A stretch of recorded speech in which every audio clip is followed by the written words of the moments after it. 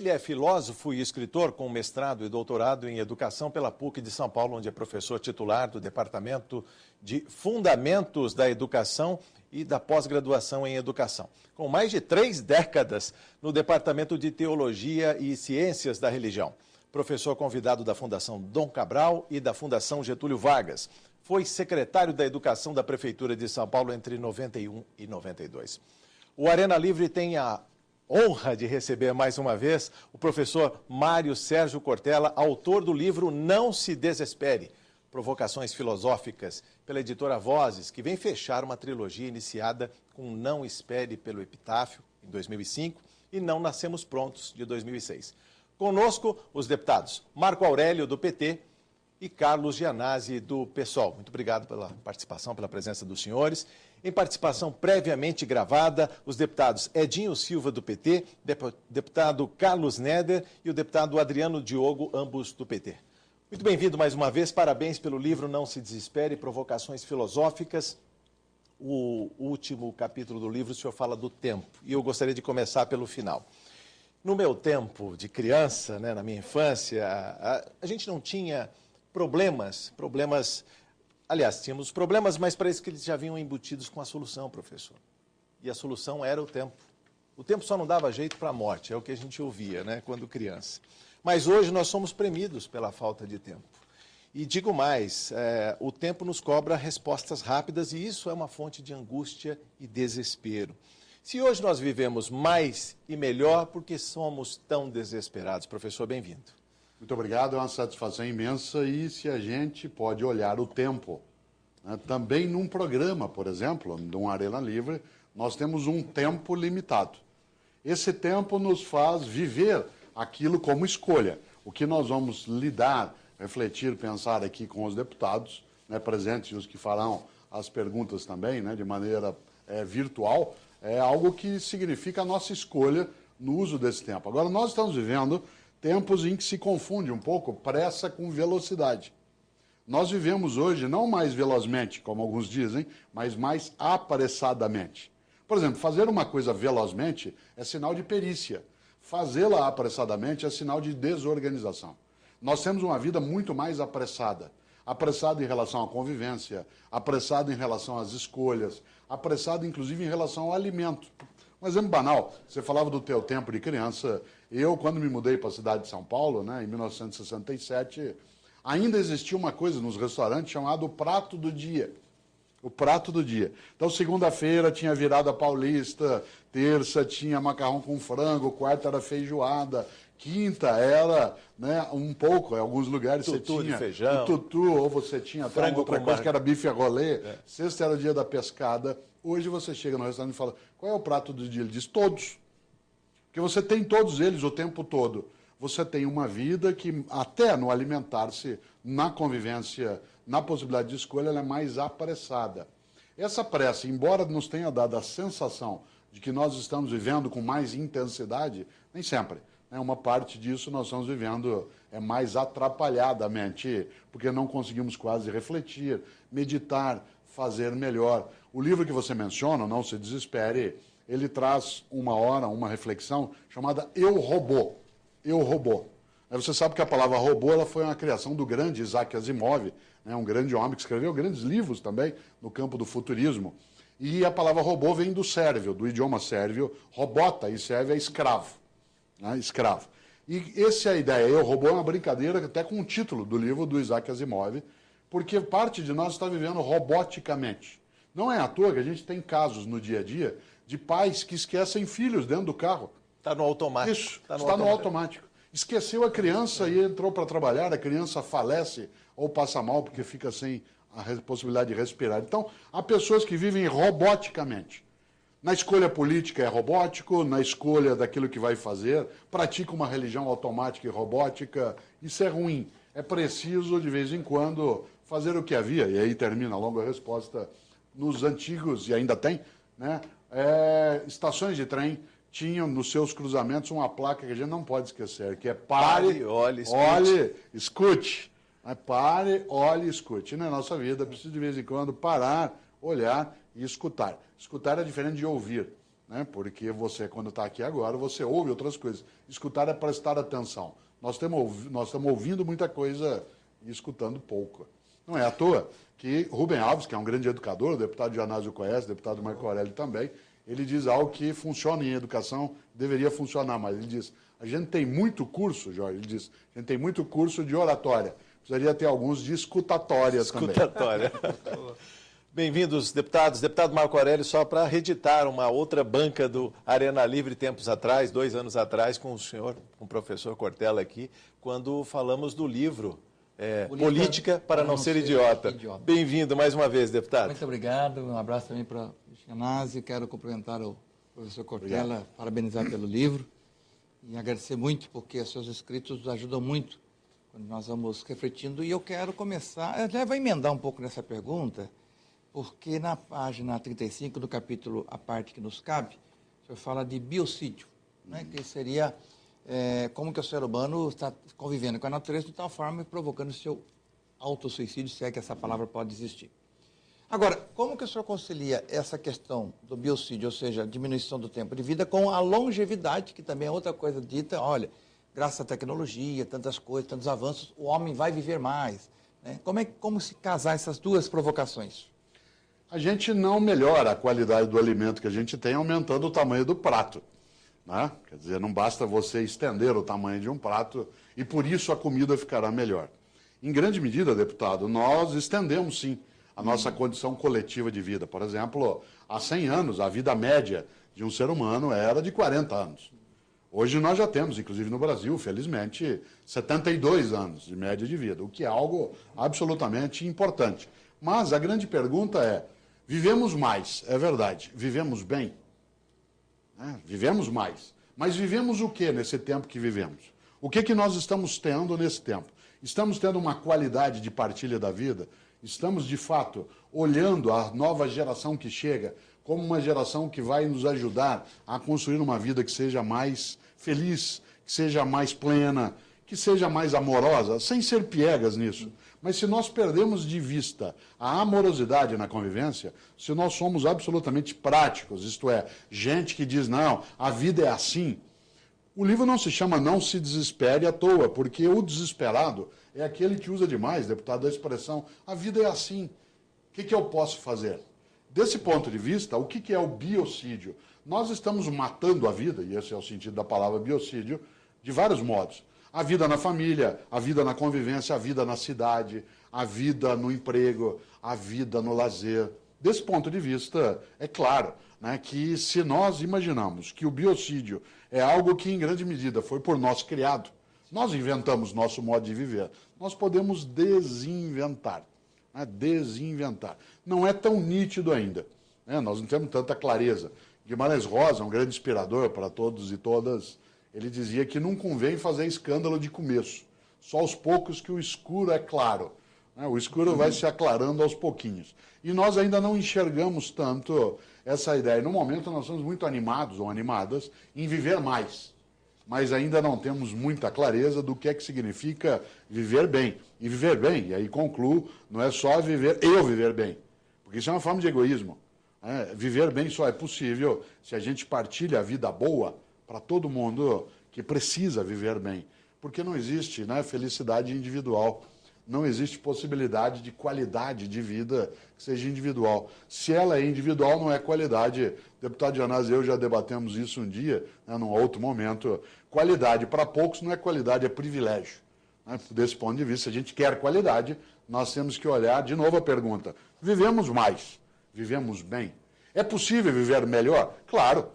Se nós inventamos o não viver tão bem, podemos, repito, desinventar. Bom, Oscar Niemeyer nos deixou aos 104, a dona Canoa aos 105, mas houve um biocídio lá em Santa Maria que nos levou 238 jovens de uma vez.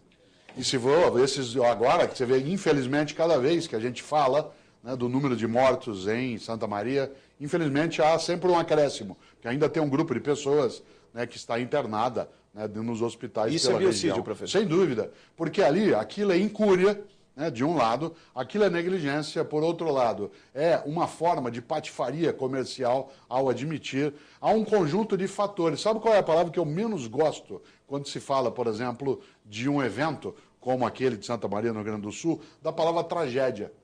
Porque a palavra tragédia significa, em filosofia, aquilo que nós, humanos, não temos o que fazer. Isto é, tragédia é tudo aquilo que os deuses, como diriam os gregos, querem. Aquilo que os humanos podemos interferir, a gente chama de drama. Por exemplo, a seca é uma tragédia, mas a fome é um drama. Uma chuva fortíssima no Vale do Paraíba, no estado de São Paulo, é uma tragédia. Mas o desabamento de casa por pessoas morarem onde não é adequado é um drama. Né? Um terremoto ou um tsunami, ele é uma tragédia. Mas pessoas morrerem porque não foram avisadas a tempo, porque são pessoas pobres e não têm sistema de alerta, isso é um drama. O que aconteceu em Santa Maria? Uma tragédia? Jamais. Né? Nenhum deus ou nenhuma deusa foi lá e disse, olha, vamos assassinar essas crianças e jovens. O que aconteceu foi um drama. Uma série de fatores, e nesta hora, o dramático é aquilo que tem escolha. E é claro, escolher pode ser também escolher certo.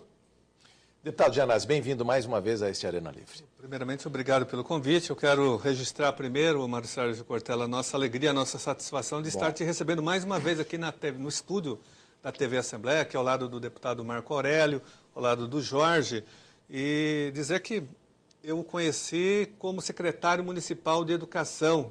Aliás, um pouco antes, quando você trabalhava com Paulo Freire, exato. Teve também essa honra, né, o privilégio, a oportunidade de trabalhar na equipe do Paulo Freire e depois assumiu a Secretaria da Educação. Na época eu era professor de História da Rede Municipal e acompanhei, eu diria que aquela grande revolução que vocês promoveram, Paulo Freire, e também a sua administração, no Estatuto do Magistério.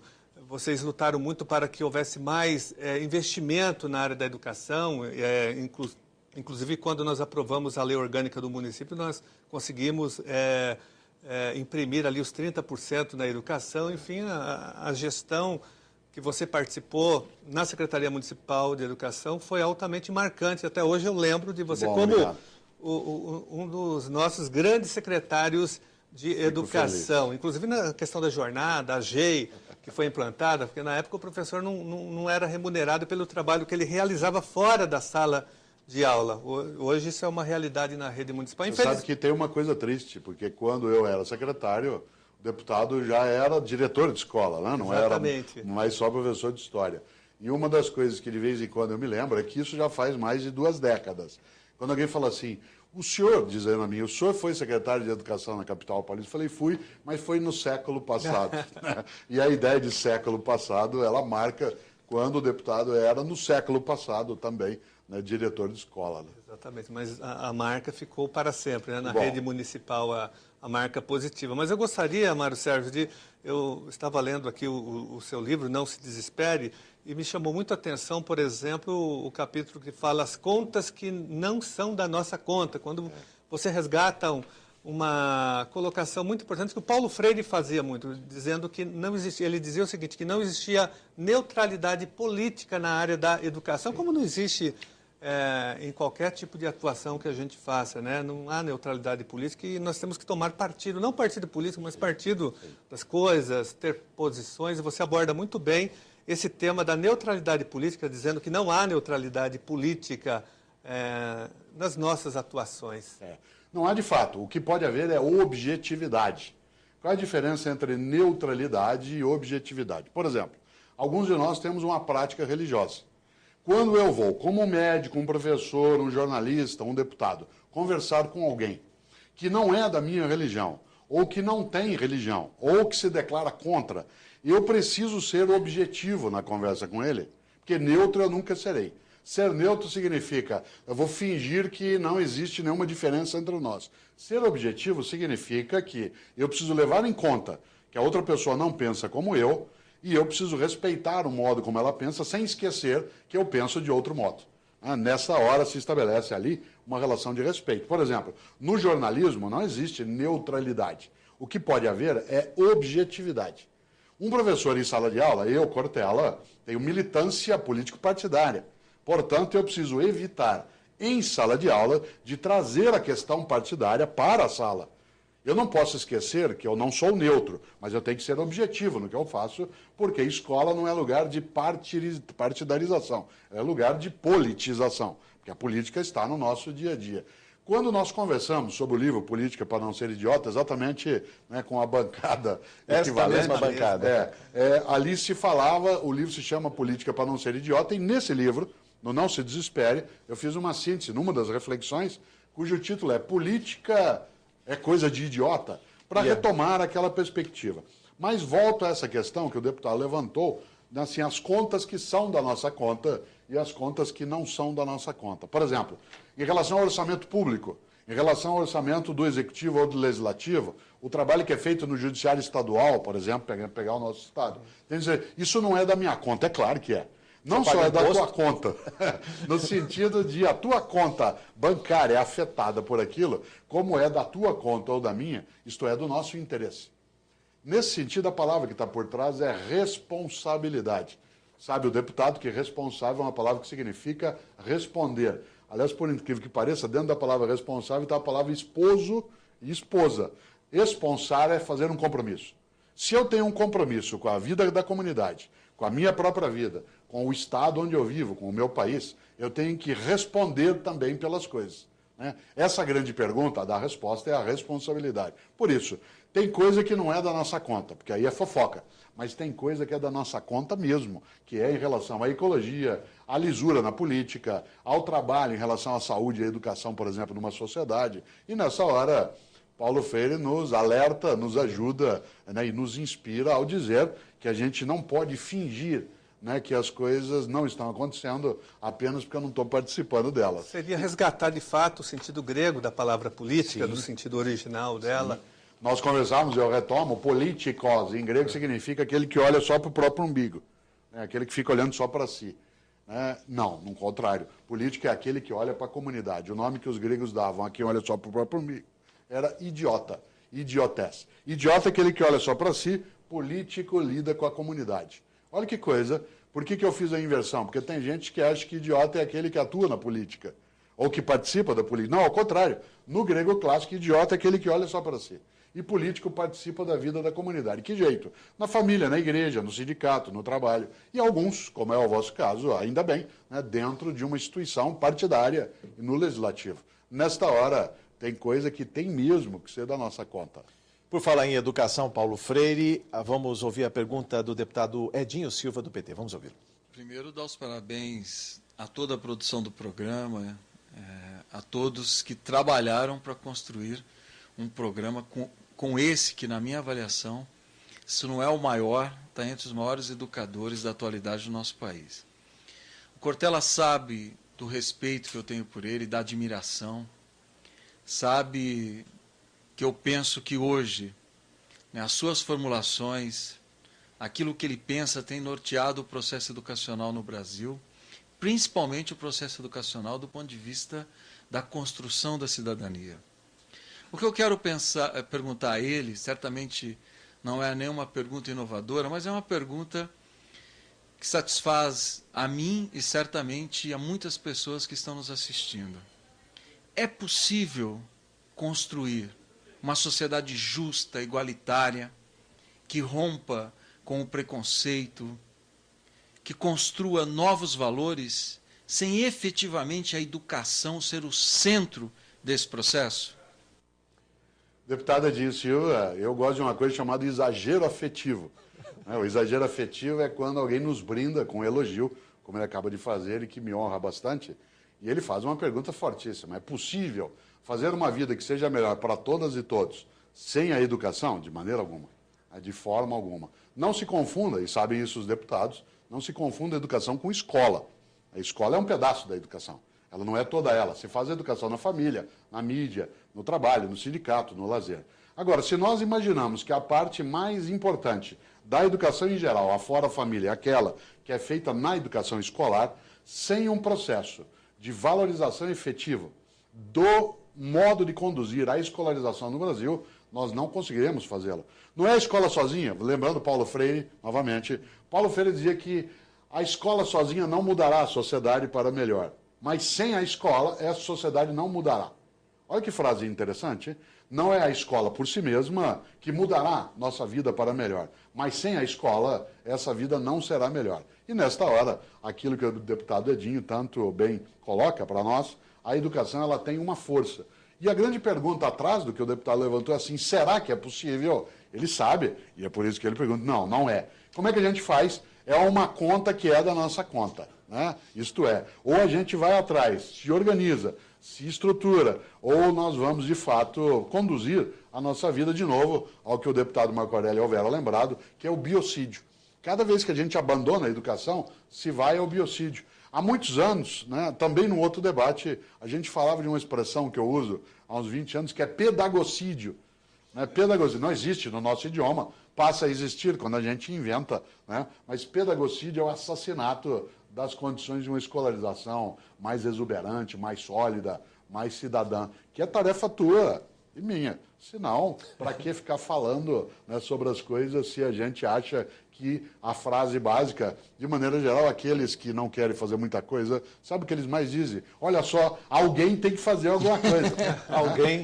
Alguém tem que fazer alguma coisa. E aí esse alguém parece que está de fora. Claro, alguém tem que fazer alguma coisa. Nós. Deputado Marco Aurélio. No capítulo Isso é Culpa do Governo, você faz um apanhado muito interessante sobre a questão das pessoas não ficarem só jogando pedra no governo, mas de participar como você fez a explanação agora há pouco, né? Eu queria que você falasse o seguinte, e aí nesse capítulo você fala de que existe uma cultura de que o privado é eficiente e o público é o incompetente. Ora, se assim fosse, a última crise mundial, se não fosse o dinheiro público, em torno de 6 trilhões de dólares, entrar, o sistema privado quebraria, né? Então, eu queria que você falasse um pouco do seguinte, será que nessa área não se cultivou muito socializar os prejuízos e capitalizar os lucros? Mas que quando a coisa está indo bem, aí o sistema é capitalista.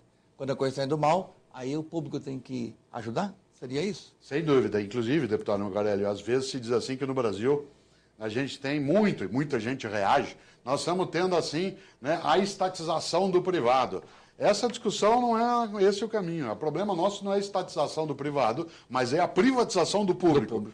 A privatização do público é quando você pega aquilo que pertence à comunidade nacional e faz com que ela sirva apenas a uma parcela da sociedade. Desse ponto de vista, é claro que aquilo que é público, ele pode sim ter deficiência, mas o privado também não tem. Vamos pegar na área de educação. A questão séria no Brasil não é escola pública versus escola particular. É escola boa versus escola ruim. E nós temos boas e ruins em ambos os campos, com uma diferença. 87% do sistema de educação no Brasil é de área pública. Só 13% são da área privada, exceto no ensino superior, onde a relação é exatamente o inverso. E nesta hora, o que a sociedade deseja? Que o filho e a filha vá por uma universidade pública. Na hora de você ter algum tipo de problema, você quer frequentar aquilo que o público coloca. Por isso, a questão não é público versus privado, é bom versus ruim em qualquer área. E todas as vezes que se faz uma identificação, que se bate um carimbo, se é público e é ruim, não, ao contrário. A pessoa está deixando de lado várias coisas que no campo público tem muito maior eficiência e outras não têm. Qual é a nossa tarefa como cidadãos? Ajudar a cuidar para haver eficiência, para haver possibilidade de consecução de objetivo. E isso não é algo que se faça não participando, ao contrário. Mas você não acha que os meios de comunicação contribuem para que as pessoas se afastem do público, se afastem do político, se afastem desse mundo político e colocando sempre que é uma coisa ruim? Você não acha que o meio de comunicação ajuda nisso? Ele ajuda um pedaço, mas no resto é o próprio indivíduo que faz a escolha. É mais ou menos como gente que está assistindo um programa de TV e fala para você o dia seguinte e fala assim, que horror aquele programa, 2 horas de bobagem. A grande pergunta é, por que não desligou? Por que não foi ver outra coisa? Eu estou vendo só para poder falar depois? Isso é tolice. Então, se acha, né, que o meio de comunicação faz isso, deixe de ver, ou vá ver outra coisa, ou faça uma coisa que a gente tem que fazer. Porque meios de comunicação privados, eles funcionam à base de publicidade, de financiamento publicitário. Quando você tem hoje, a mídia digital permite isso, a organização de uma população, para dizer, olha, esse programa é patrocinado por esta empresa, tarará, tarará, então não vamos mais comprar nada dela enquanto ela não parar de patrocinar bobagem. Isso funciona em vários países do mundo, vai funcionar aqui. Nós somos o 3º país do mundo com conexão à internet. Olha, então vamos fazer de rede social um lugar que vá além apenas para fazer psicoterapia de grupo. Professor Cortella, no seu livro o senhor fala, religião não é coisa de gente tonta. Vamos falar mais sobre isso no próximo bloco do Arena Livre, que volta em instantes. Estamos de volta no Arena Livre. O nosso entrevistado de hoje, o professor e filósofo Mário Sérgio Cortella, que é autor do livro Não se Desespere, Provocações Filosóficas. A sua pergunta, deputado Carlos Gianazzi. Mário Sérgio, eu quero aqui discutir o mesmo capítulo que o Marco Aurélio discutiu, isso é culpa do governo. Você disse que a cidadania não se esgota, não se resume à eleição. Como você disse que a educação não se resume à escola, né? Ela extrapola isso e a cidadania também extrapola não só a eleição, mas as nossas próprias instituições públicas. Eu queria saber de você o seguinte: nós estamos vivendo um momento diferenciado hoje, com novos movimentos sociais surgindo, com uma descrença muito grande nas instituições, nos sindicatos, nas associações, nos partidos políticos. O Estado hoje, na verdade, o parlamento não tem se representado mais os verdadeiros interesses e as necessidades da população. Por isso que nós temos grandes movimentos hoje na sociedade sendo organizados de uma forma independente, por fora dos sindicatos, por fora dos partidos políticos. Como que você vê esses novos movimentos de ocupação de praças, questionando essa crise econômica na Espanha, na Grécia, no Chile, nos Estados Unidos e no Brasil também? Eu vejo com uma expectativa extremamente positiva, que embora nem todos esses movimentos sejam capazes de dar vazão eficiente àquilo que estão fazendo, porque nem sempre fazer um manifesto pela internet chega ao lugar. Muitas vezes a pessoa faz uma mobilização meramente virtual e se satisfaz achando que já participou só porque assinou um abaixo-assinado contra o uso de amianto no estado de São Paulo, ou porque não admite que se use trabalho infantil. Não basta isso. É preciso que se transforme aquilo que é essa organização num passo efetivo de mobilização. Agora, eu tenho uma visão muito positiva, porque embora vários movimentos, como o deputado lembrou, venham fora do partido, fora do sindicato, não veio fora da política. Ele continua na política, só que numa outra direção. E eu acho que isso é extremamente positivo, à medida em que mostra que o lugar do povo, no sentido até voltando para o grego de novo, é o lugar em que a gente tem a praça. Isto é, seja a praça virtual, com as redes sociais, seja a praça real em que a gente vai até ela, e vem também a Assembleia, vai a Câmara Municipal em cada cidade, vai até aquilo que acontece dentro de uma estrutura que é mais pública. Eu acho que é uma retomada da ideia de público que é extremamente importante. A gente ainda não sabe lidar com isso de uma maneira tão direta, e nem alguns políticos profissionais o sabem. Às vezes tem medo, não sabe como fazer, vai ter que lidar com esse povo que não está organizado, mas está organizado, só que de um outro medo. De um outro medo, não, de um outro modo. Alguns têm medo desse novo modo. Agora, é uma das maneiras de governo, e a política e governo surpreende em sindicato, em escola e até em igreja. Professor, a política não é coisa para idiota, a religião não é coisa para gente tonta, como o senhor diz no livro, mas ouça a pergunta do deputado Carlos Neder, do PT, sobre o entrelaçamento do governo e a religião. Vamos ouvi-lo. Olá, Mário Sérgio, quero cumprimentá-lo pelo lançamento do novo livro.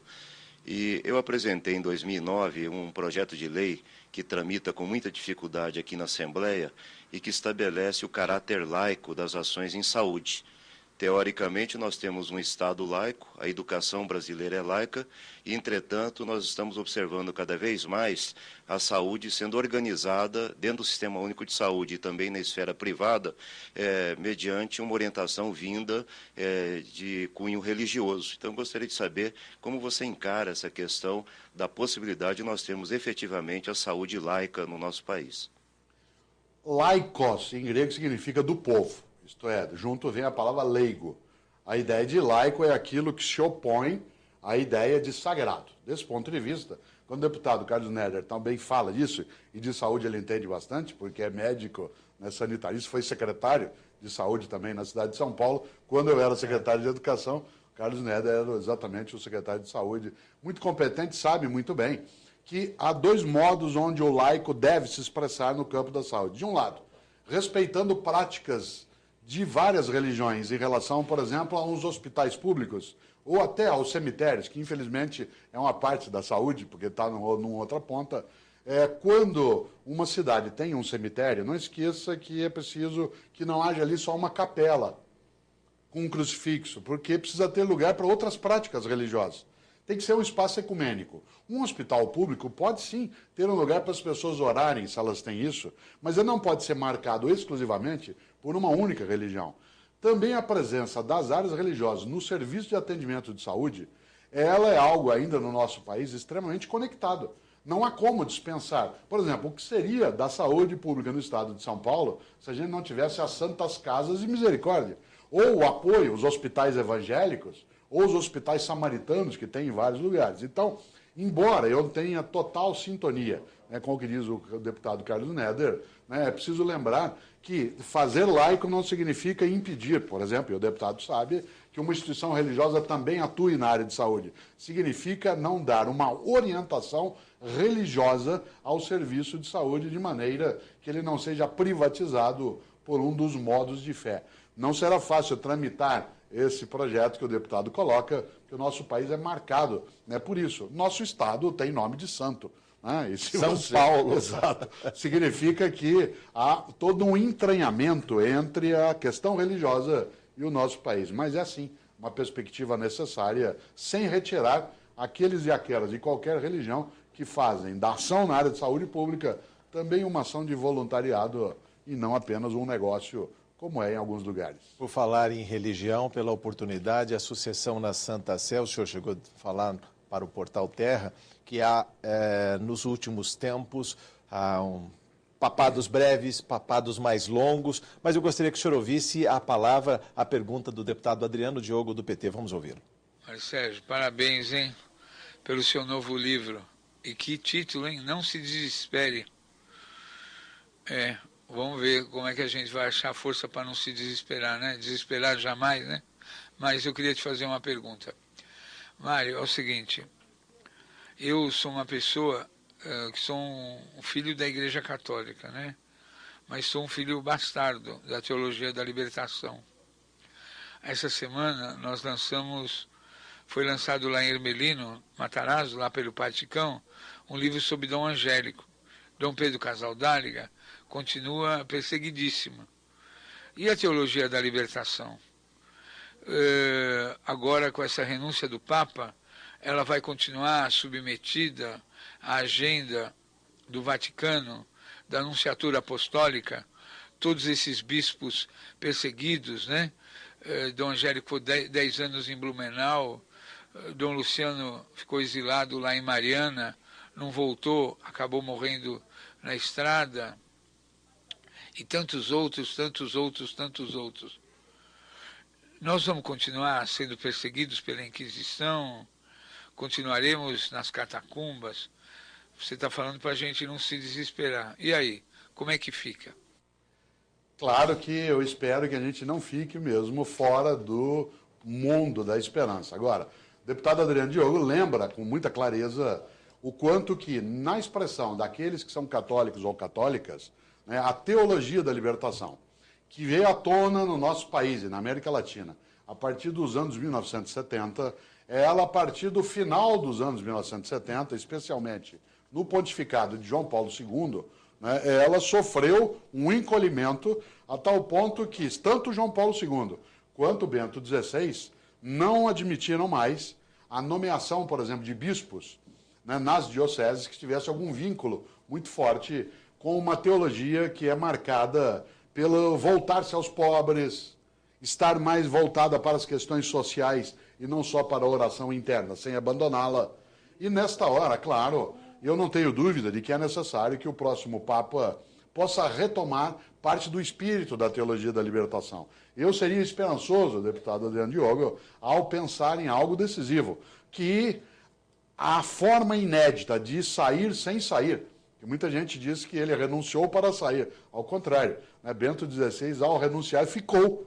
Né? Ficou na memória, ficou no debate, ficou na presença política na hora da escolha do seu sucessor. Tem alguns modos de sair em que não se sai.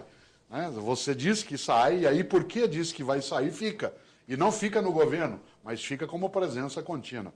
E a teologia da libertação sofreu muitos impactos. Dom Angélico Sândalo Bernardino, Dom Paulo Evaristo Arnes, né? Se nós precisamos Dom Luciano Mendes de Almeida, homens fortes, Dom, né, aquele que um dia, né, foi quase Papa em 1978, né, o Dom Aloysio Leucheider, já falecido, quer dizer, uma série de grandes pastores que, no caso da Igreja Católica, conseguiram, tal como é feito, por exemplo, na Zona Leste de São Paulo, pelo grupo do qual também o Padre Ticão faz parte, elevar a vida, em vez de só ficar pensando, eu sou esperançoso. Não acho né, que o próximo Papa será um adepto da teologia da libertação. Porque todos os eleitores, todos, na sucessão do Papa, todos eles foram nomeados como cardeais, ou pelo João Paulo II, ou pelo Bento XVI. Portanto, a chance, se eles não mudarem a perspectiva, não é tão grande. Mas, embora eu não ache que o Papa futuro vá adotar a teologia da libertação, mesmo se ele não for um europeu, ainda assim eu acho que ela tem um fôlego, porque essa igreja, dos últimos 35 anos, perdeu o território. Deputado Marco Aurélio. Essa reflexão da teologia da libertação, ela é provocante, né? Eu também participo da igreja, sou filho da teologia da libertação, e eu vi por muito tempo essa perseguição em cima dessa teologia e em cima de todos aqueles que iam nesse caminho, né? Agora, você vê caminho em que uma pessoa possa buscar uma vida religiosa sem que essa vida religiosa esteja ligada às questões sociais? No seu livro, na página 93, Política é Coisa de Idiota, você fala o seguinte: escola não deve partidarizar o debate, mas politizar o assunto, né? Quer dizer, da mesma maneira, é possível uma religião não ter ligação com a questão social? É possível? Impossível, impossível. Por exemplo, uma igreja pode não estar ligada a um partido, embora várias estejam. E várias, inclusive, têm as chamadas bancadas, né, seja no legislativo, né, de um estado, seja no nacional. Agora, a prática religiosa de qualquer religião, ela não está imune de maneira alguma, ela não é blindada em relação à questão social, nem deve ser. Uma igreja, seja qual for, que não se preocupa com a vida das comunidades, com a vida dos seus fiéis e daqueles que estão à volta, de que forma de religiosidade ela está falando? O que ela entende como sagrado, se ela acha que para uns a vida tem que ser farta, uma vida boa, uma vida plena, e para o outro é miséria, sofrimento, dor. Ou uma igreja tem dentro dela um princípio forte que é a compaixão, né, o sofrer com o outro e se alegrar com o outro, ou ela não tem para que sê-lo. Nesta hora, né, uma igreja como a católica, ela precisa sim reorientar esse passo, voltar-se um pouco mais. E uma das coisas que pode até, deputado Marco Aurélio, facilitar isso é uma presença maior do leigo, isto é, daquele que não é ligado ao clero. A admissão, por exemplo, de mulheres no trabalho religioso de forma mais intensa já se ultrapassou. O Papa Bento XVI, ao renunciar, ele não criou só o ineditismo da renúncia, mas ele quebrou também a lógica de que isso não pode ser feito porque está na tradição.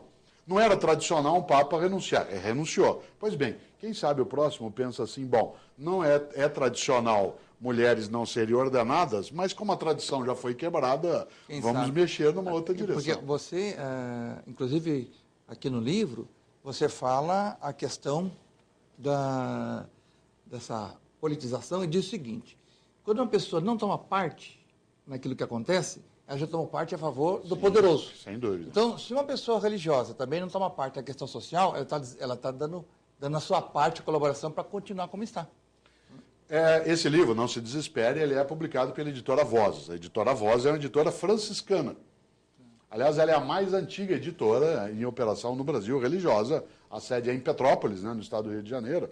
E São Francisco de Assis é alguém que, sem dúvida, tem uma orientação imensa nessa história de ir atrás daquilo que ele chamava em italiano de poverello, os pobrezinhos. Ele não está falando só do pobre na marca do econômico, ele está falando do pobre no sentido de desvalido, daquele que não pode participar. E tem gente que esquece um pouco Francisco de Assis e não se preocupa, né, com essas questões do poverello, né, daquele que está ali desse lado. E nesta hora, se diz assim, mas é que eu não quero me meter em política. Só nessa atitude se meteu até o pescoço, porque, como eu disse um dia numa conversa também aqui conosco, eu repetindo uma frase antiga, né, que mostra que os ausentes nunca têm razão.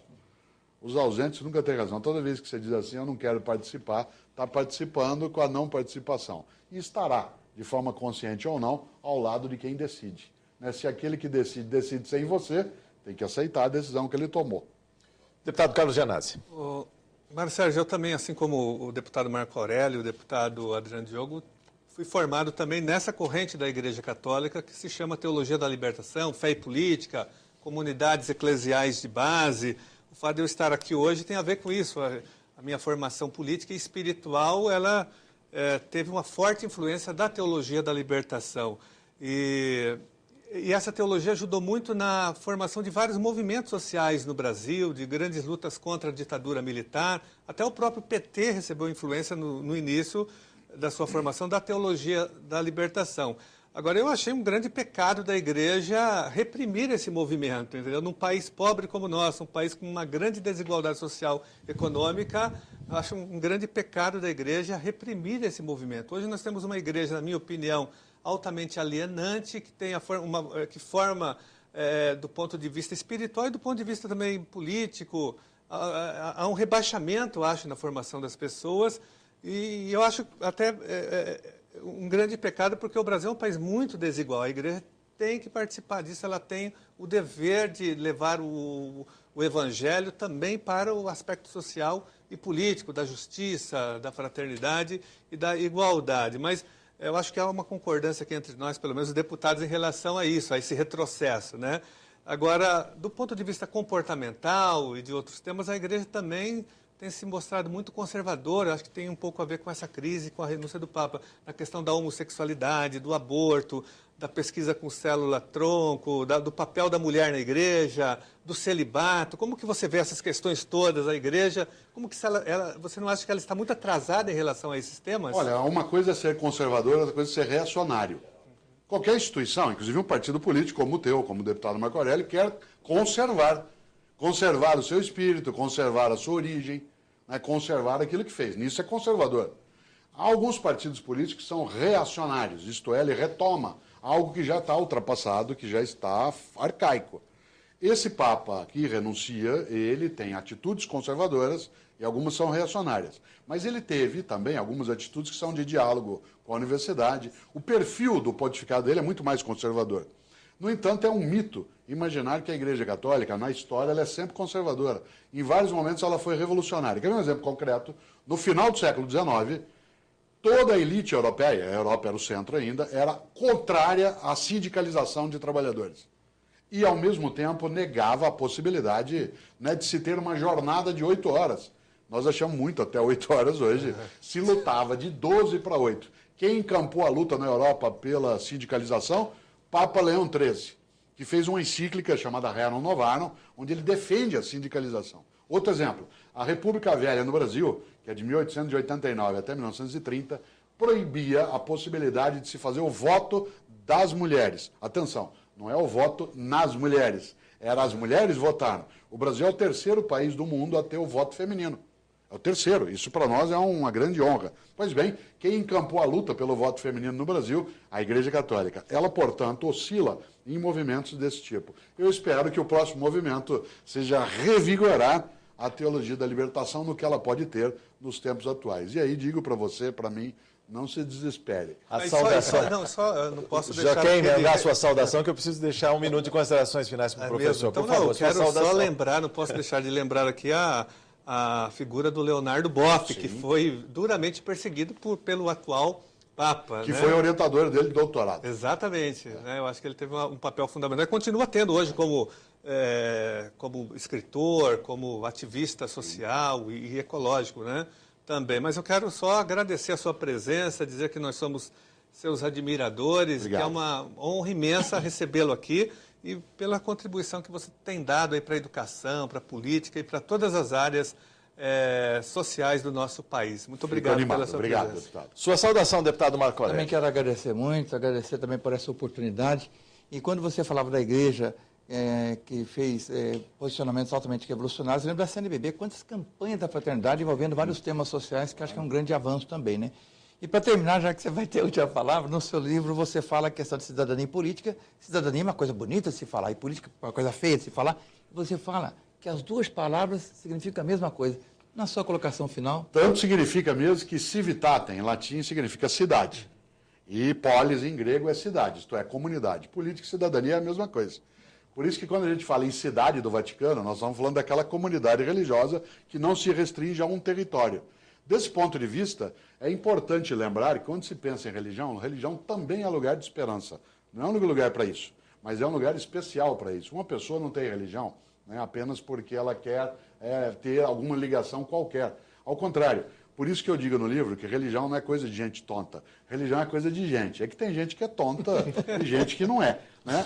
Gente que é tonta na política, na empresa, no trabalho, né? No mundo da mídia, é tonta também, pode ser na religião. O senhor finaliza o capítulo, inclusive, dizendo que onde houver esperança, há religião. E eu preciso retomar aqui, o senhor falou de São Paulo, eu lembro a carta de São Paulo aos Coríntios, segunda carta, segunda epístola, quando diz: em tudo somos atribulados, mas não angustiados, perplexos, mas não desesperados, perseguidos, mas não desamparados, abatidos, mas não destruídos. É ali que a gente encontra a esperança. Mesmo. Aliás, eu deveria ter colocado esse trecho, você deveria ter me falado antes de terminar o livro, que é o livro uma segunda edição. Numa outra tem que colocar. É isso mesmo. Né? É esperar contra toda forma de desesperança. Né? É ser capaz de lembrar o que um dia escreveu Dante Alighieri, na sua grande obra, a comédia, chamada Divina Comédia, quando ele disse que na porta do inferno está escrito: deixai fora toda a esperança vós que entrais. Porque o que é o inferno? O inferno é o desespero. E se você e eu não quisermos o desespero, nós temos que ter esperança ativa. Não é a esperança da espera. Não é a esperança do alguém tem que fazer alguma coisa. É a esperança de ir buscar, de ir atrás, de não desistir. Esperançar, como dizia Paulo Freire. Esperançar, ir buscar. Em vez de xingar, né, a escuridão e amaldiçoá-la, acender uma vela.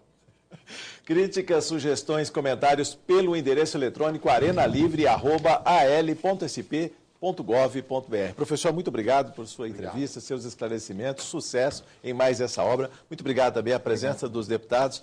Muito obrigado por sua audiência. Até o próximo Arena Livre. Eu espero você.